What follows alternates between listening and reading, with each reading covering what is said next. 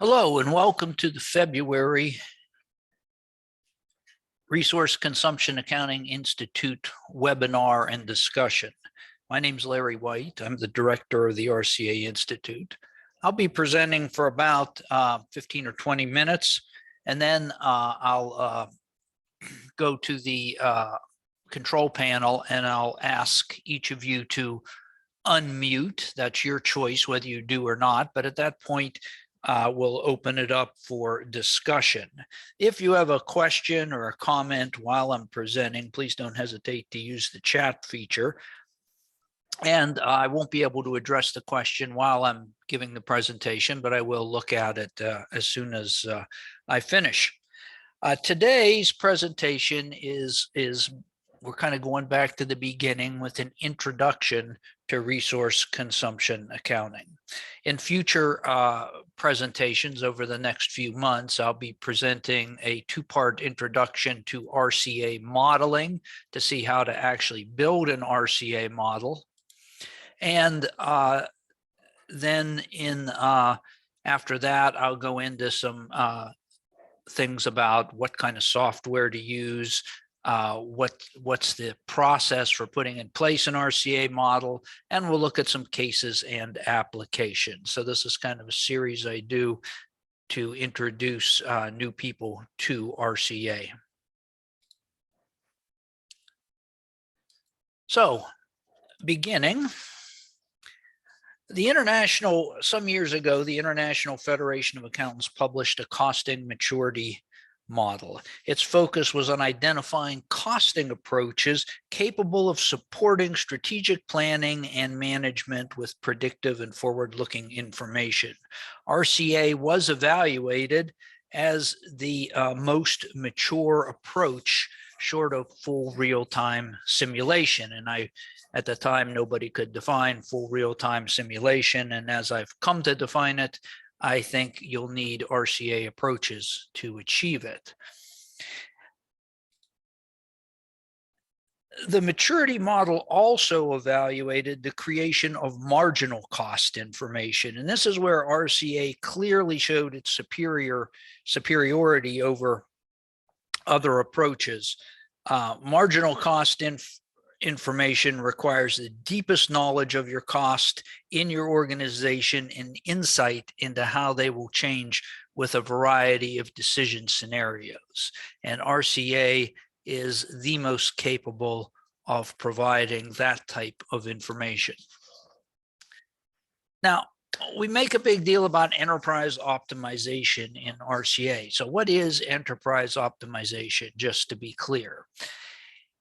It's what you want to, it's maximizing revenue, or really profitability if you get right down to it, or in the case of not-for-profits and governments, mission outcomes, and doing that at minimal cost. What are the typical kinds of decisions that you need to optimize your enterprise? One is use of existing resources. The second is incremental changes to existing resources, adding a few more, taking a few away, and what's the impact of that? And then less frequently, there's major changes to existing resources, like adding another factory, expanding with a new division. Things like that happen, not infrequently, but less frequently. And of course, they're usually done with a great deal of planning and thought and horsepower on decision making, whereas the other two are frequently left to the initiative of the local manager. The goal, though, is always to improve profitability. So it's about minimizing the cost, but it's also about maximizing the revenue. Those two things, generally need to go hand in hand, or if you're purely a costing center and not a business center, you need to, of course, focus on maximum performance for minimum cost. So what's management accounting's contribution to enterprise optimization? management accounting should create information that drives better decisions. Now, I have to contrast this a little bit with financial accounting information, which needs to comply with the external rules for audit and external financial reporting. Management accounting information, or as we've come to say, managerial costing for purely internal decision support, needs to create information that drives better decisions. By doing what? By modeling the organization's resources, the resource use, the operations, and the costs. Now, if you think about financial accounting and generally accepted accounting principles, which is the model you typically see, and the data that supports that model is what you typically have at hand. Financial accounting and GAAP is a model of the organization, but it is not the model of the organization. There is the need for other models of an organization, and that's where RCA comes in as a decision support focused, not a compliance focused, but decision support focused. The Institute of Management Accountants has a conceptual framework for managerial costing. Of course, managerial costing means internal decision support, not financial accounting or financial rules and regulations. The core of this diagram is the core of that document. RCA principles and concepts do the best job or the most comprehensive job of applying the principles and concepts of the framework. Now, the core ideas are causality. For modeling, you need to reflect the causal relationships in the organization. That's resources, processes, and when you're modeling revenue, of course, you need to be looking at customer information and market information. And then with what RCA does is create an operational model that is then costed. So first RCA creates an operational model, then it digs into the cost. And this model forms the baseline optimization information. And of course, using RCA, we work very diligently to apply all of the concepts and keep an eye on all of the constraints that are identified, consistent with the materiality of the organization's important and frequent decisions. So what are the primary problems people that use perhaps financial accounting data and a financial accounting system face that a managerial costing system like RCA can help sort out? First of all, people see lots of relatively fixed costs and they feel hemmed in by them a great deal. RCA is very clear about fixed and proportional or variable costs. People see unclear cause and effect relationships. You see big pools of overhead that are allocated based on something and they don't change when you think they should. Limited resource capacity information. What are the resources doing? Are they being productive, unproductive, idle in excess? Is that time all mushed together? Or are the costs associated with each of those treated distinctively or all blended together? In financial accounting systems in particular, tracing money is much, much easier than tracing resources. But this provides limited information because what managers manage is not money. They typically manage resources. And if the money model of the organization doesn't behave consistent with the resources, you get crossed up information, you get arguments. And I'm sure all of you have seen those, particularly if you're from a manufacturing background. So the priority for a decision support model is decision support. The priority for a financial accounting model is financial and regulatory reporting. So we like in government, often it's budgetary reporting and management reporting, but there are priority problems. And oftentimes a focus on decision support is kind of a last minute thing. It's not clearly designed up front the way your financial accounting and GAAP systems are. So if we're going to do a costing system for managerial decision making, we have to say what causes costs. Oops. And clearly, resources cause costs. As soon as you engage, hire, buy resources for an organization, you're starting to generate costs. Of course, those same resources, particularly the people and some of the systems, are going to help you generate revenues as well. So let's look at the dynamics of this.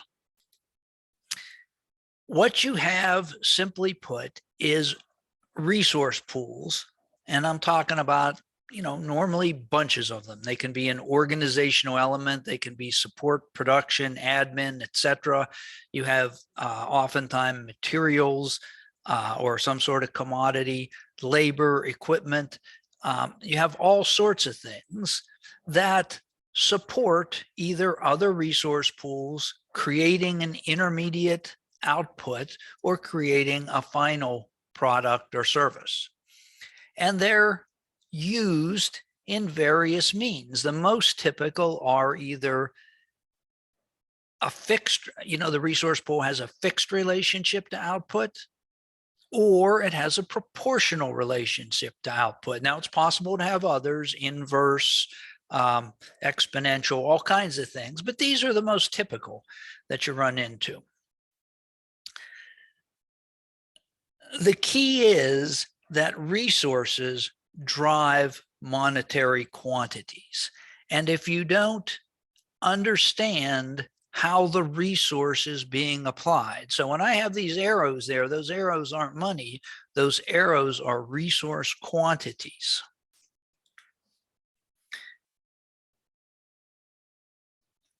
And, as I've emphasized at the bottom, resource quantities drive monetary quantities.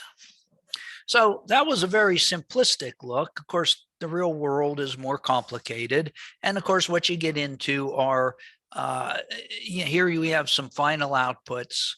And I'm really simplifying there because usually there's a lot of intermediate outputs as well. Here we have E through H that are typically thought of as more direct type resource pools. In other words, most of them have, or all of them have, something to do with a final output. Back here, we typically have what we might call support or admin resources. They tend to support each other as well as the more direct resource pools, although some of them may have a direct line to a particular output. So the world's kind of messy. And what RCA does, and this is what we'll talk about over the next 2 months, is it models these relationships in a methodical manner so that you can get a handle on what's going on at every phase of resources being used. So if resources are that important, what are the primary characteristics of resources? Well, we think about it with 3 things. First, capability. Usually we think of capability as the quality or the qualitative characteristics. So you may have 2 machines that produce the same output. One may be 20 years old, one may be brand new. They have very different qualitative characteristics, and probably different quality associated with that resource. If you like to think of it in terms of people, think about 2 accounting technicians. One accounting technician can handle the the problem transactions, those that have somehow gotten complicated and to work out and document and maybe pay.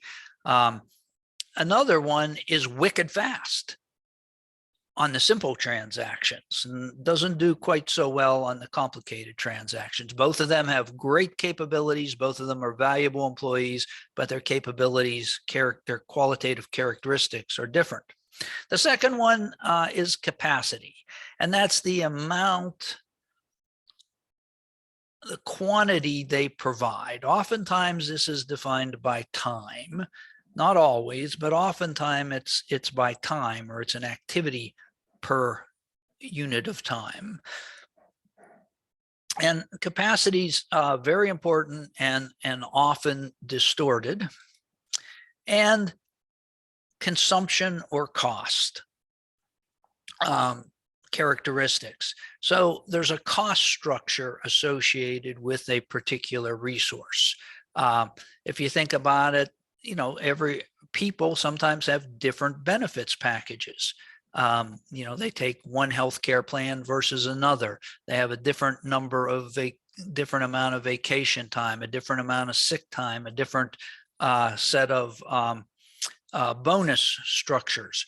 So, and on machines, they require a different set of operators, different types of maintenance, things like that. So there's a cost and consumption structure about resources.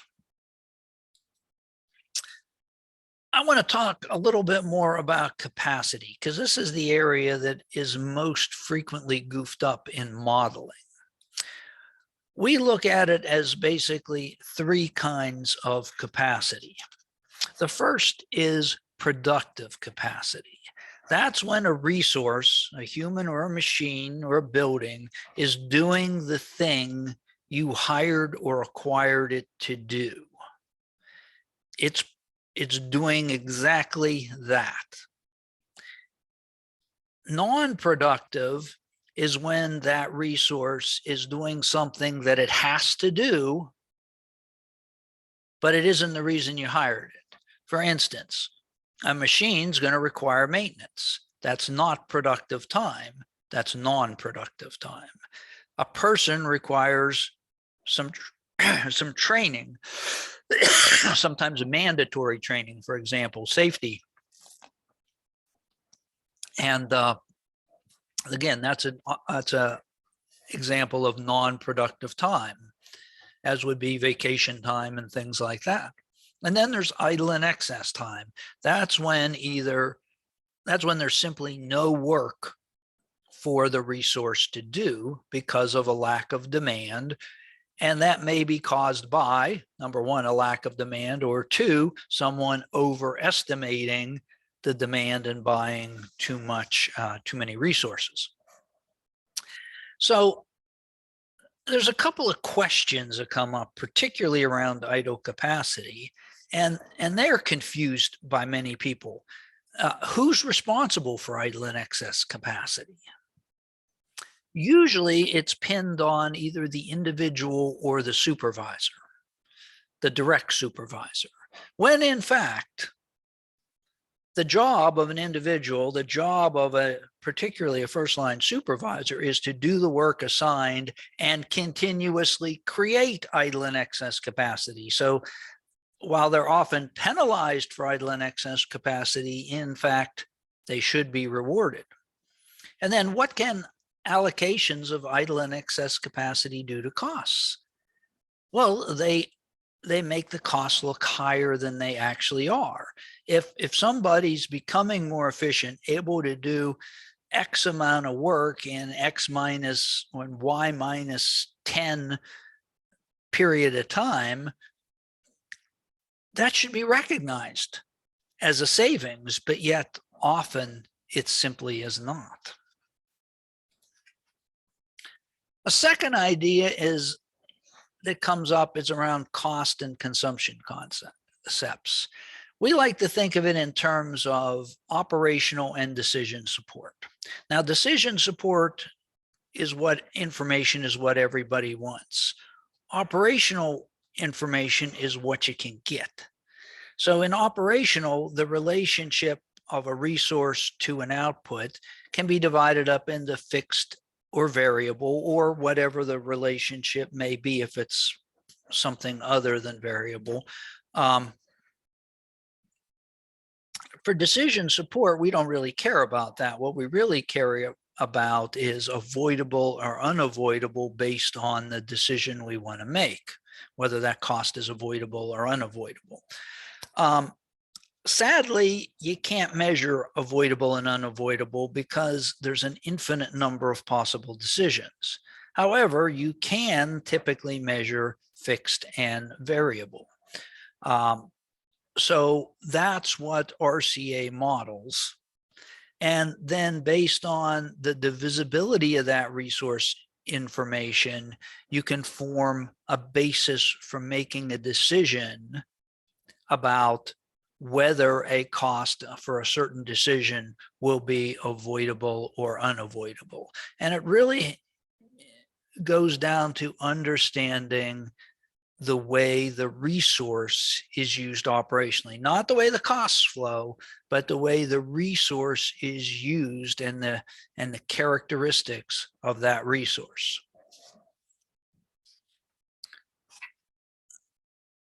Another problem that you get into with traditional analysis is, with cost volume profit analysis. What traditional cost volume profit analysis does, and RCA fixes this, and I'll explain that in a minute, it puts a lot of resources together and then says, are all these resources fixed or variable based on a final output, say a product or a service? And that creates a lot of distortion, a huge amount of distortion, because you're not looking at the characteristics. You're not seeing the characteristics of these individual resource pools. What RCA does is we use the concept from the IMA's conceptual framework for managerial costing of responsiveness. And we model each resource pool that has a homogeneous output or outputs, and we show the relationships. Think of it in terms of a mini CVP, not based on a final product or service, but just based on the output of that resource pool. And then we look at summing up all of those graphs as it moves through a process to create a final cost object or various final cost objects. We trace these resources as they're used. So what's the RCA approach? Number one, understand the organization's strategic objectives. If you don't know what the organization wants to achieve, and you don't know the typical decisions that need to be made throughout the organization to achieve it, you're going to develop information you don't need. Then you seek to understand the detailed resources, their pool, the resource pools, and their output. Then you model the flow of resource. As I've mentioned, causal, fixed, and proportional relationships, and you sort out through other mechanisms the non-causal relationships and apply those appropriately to the model.